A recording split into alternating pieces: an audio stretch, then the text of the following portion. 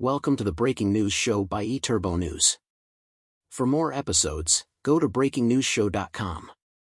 Stay tuned for the latest. WTM, developing accessible tourism makes business sense.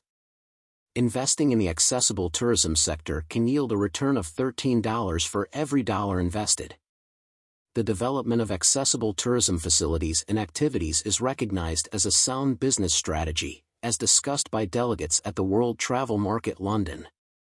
Ryan Smith, the founder of the Access Agency, emphasized that investing in the accessible tourism sector can yield a return of $13 for every dollar invested. He noted that 25% of inbound tourists to Australia have specific access needs, stating, "When executed effectively, you ensure that no one is excluded and that potential revenue is maximized. This demographic is loyal, tends to stay longer, and travels during off-peak seasons. The industry may be slow to adapt, but it will ultimately do so." During the DEAI summit at WTM, he spoke about the positive changes in attitudes towards disability, advancements in government policies, technology, and representation, remarking, "We are beginning to see individuals with disabilities represented in media and leadership roles. The stigma surrounding disability is gradually diminishing."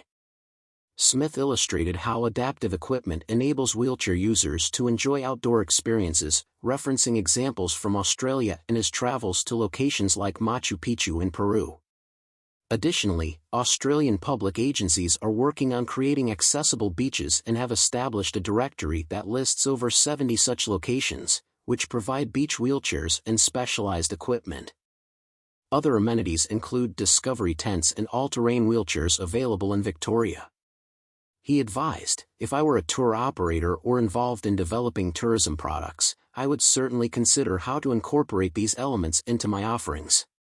Queensland has proclaimed 2023-24 as the year of accessible tourism, in anticipation of Brisbane hosting the Paralympics in 2032, which has led to increased funding for inclusive and accessible outdoor experiences.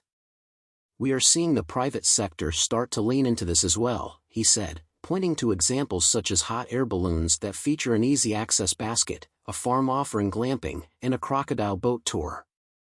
Smith also urged operators and destinations to incorporate sustainability and indigenous experiences into their accessibility strategy, adding, "This is really where product is going in the future."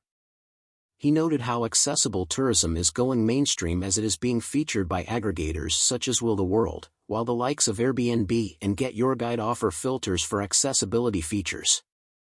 Earlier in the DEAI summit, delegates heard how focusing on employees' strengths can pay dividends, during a discussion with Mark Julian Edwards, CEO of the Strengths Explorer. He said the attraction and retention of talent in the industry is the #1 hot topic, adding, "If we have a culture where people feel included, they are going to give more. People who lean into their strengths have a 3 times higher quality of life." He assessed the strengths of his panelists, Jo Rzymoska, who brings 40 years of experience to her own consultancy Javolution, which helps organizations to create better teams through more diversity, and Rosina Budhani, Senior Account Director at PR firm POM. Rzymoska has winning others over and maximize her strengths, while POM has developer and futuristic qualities among her strengths. "If you have a diverse team, you have a better team," said Rzymoska, who helped Celebrity Cruises to increase its ratio of female officers from 2% to 32%. She also set up employee resource groups so staff learned about different types of people within the company, and led a marketing project to create a photo library of real guests on cruises rather than stereotypical heterosexual parents with 2.4 kids. eTurboNews.com. Thank you for listening. Watch and listen to more episodes on breakingnewsshow.com.